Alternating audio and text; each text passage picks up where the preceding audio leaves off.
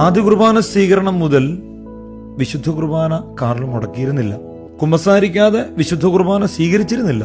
കുർബാനയ്ക്ക് മുമ്പോ ശേഷമോ 1 മണിക്കൂർ കുർബാനയുടെ മുൻപിൽ സമയം ചെലവഴിക്കാതെ കാർലോ മടങ്ങിയിരുന്നില്ല. പരിശുദ്ധ അമ്മയെ തന്റെ സ്വന്തം അമ്മയേക്കാൾ അധികം കാർലോ സ്നേഹിച്ചിരുന്നു. ജപമാല മുടക്കുന്നതിനെ കുറിച്ച് കാർലോയ്ക്ക് ചിന്തിക്കാൻ കഴിയുമായിരുന്നില്ല.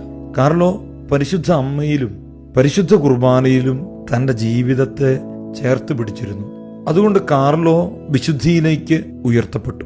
9ാമത്തെ വയസ്സ് മുതൽ കമ്പ്യൂട്ടർ ഉപയോഗിച്ചിരുന്ന കാർലോ ഒരിക്കൽ പോലും ഒരു നെഗറ്റീവ് സൈറ്റിൽ കയറിയിരുന്നില്ല. ലോകത്തിൽ നടന്ന ദിവ്യകാരുണ്യ അത്ഭുതങ്ങൾ മുഴുവൻ ശേഖരിച്ച് ലോകത്തിലെ 4 ഭൂഖണ്ഡങ്ങളിൽ ദിവ്യകാരുണ്യ അത്ഭുതങ്ങളുടെ എക്സിബിഷനുകൾ നടത്തി. ദിവ്യകാരുണ്യ അത്ഭുതങ്ങളുടെ ഏക സൈറ്റ് അത് കാർലോയുടെ പേരിലാണ് ഇന്നും.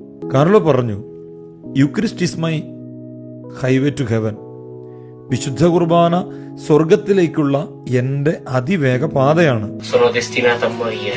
അങ്ങനെ അവസാനത്തെ വർഷം ക്യാൻസറിൽ നിന്നുണ്ടായ സഹനം മുഴുവൻ സഭയ്ക്കു വേണ്ടി സമർപ്പിച്ച് 2006 ഈ ലോകത്തു നിന്നും വിശുദ്ധ കുർബാനയാകുന്ന ഹൈവേയിലൂടെ ദൈവത്തിന്റെ രാജ്യത്തിലേക്ക് കാർലോ കടന്നുപോയി. ഇന്ന് കാർലോ നമുക്ക് വേണ്ടി സ്വർഗത്തിലിരുന്ന് മാധ്യസ്ഥം വഹിക്കുകയാണ്. പ്രിയപ്പെട്ട കൂട്ടുകാരെ, കാർലോ വഴി ഈശോയോട് പ്രാർത്ഥിക്കാം. ഞങ്ങളും കമ്പ്യൂട്ടർ ഉപയോഗിക്കുമ്പോൾ കാർലോസെ കാവലായിരിക്കണമേ.